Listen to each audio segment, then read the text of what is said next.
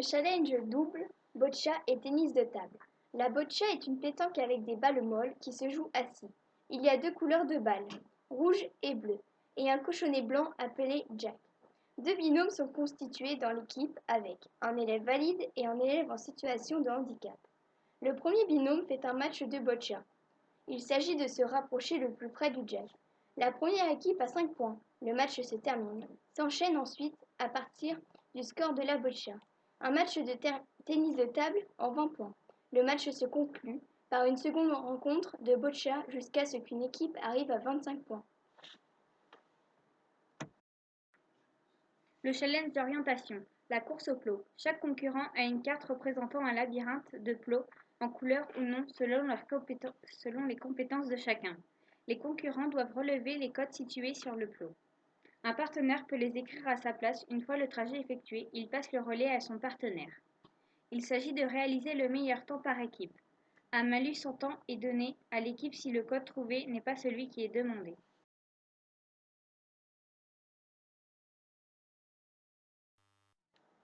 La course par répartition de postes. Lors de cette épreuve, deux binômes sont constitués avec un élève valide et un élève en situation de handicap. Un certain nombre de balises sont à relever dans la nature en poinçonnant un carton ou en utilisant un doigt électronique. L'équipe se répartit les balises par binôme. Une demi-heure est donnée aux concurrents. Les deux binômes doivent se rejoindre sur la ligne d'arrivée afin que le chronomètre puisse être arrêté. Il y a des pénalités de temps pour toute balise non trouvée, pour des erreurs commises ou pour des dépassements de temps.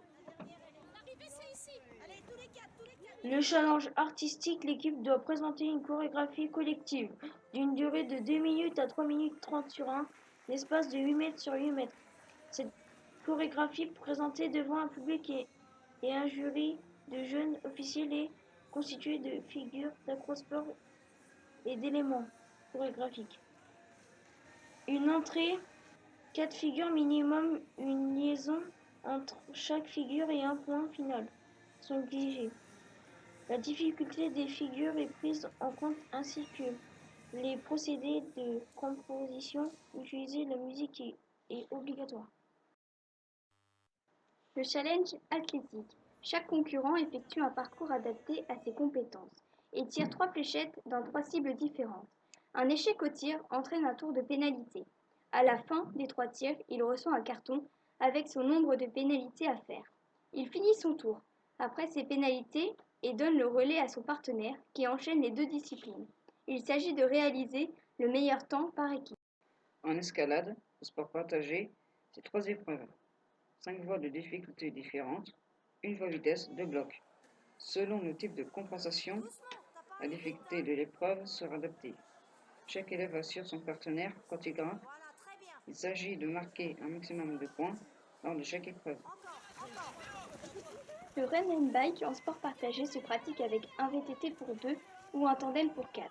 L'équipe en VTT autonome est constituée de 4 élèves. Celle en tandem est constituée de 8 élèves.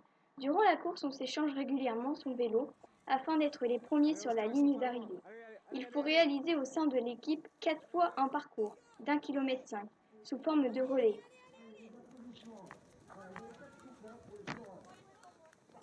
VTT en sport partagé, c'est une équipe de 4. Un VTT par concurrent ou un tandem pour 2. Il existe 3 épreuves. Une épreuve de descente où il faut faire le parcours clé le plus rapidement possible, une épreuve de cross et une épreuve de trial. Lors des compétitions, chacun peut vivre des moments conviviaux. Le sport partagé, ce n'est pas seulement des activités compétitives. Dans notre association sportive, on partage des moments pour être tout simplement ensemble, tout en apprenant à faire de nouvelles activités. Sorties surf, randonnée VTT. Il existe toujours une bonne raison de s'entraider. J'ai vu des adultes bienveillants, avec des étincelles dans les yeux, quand je suis venue comme accompagnatrice lors des rencontres UNSS en sport partagé. J'ai adoré l'ambiance, avec ces enfants mélangés, unis autour d'un même jeu pour le jeu.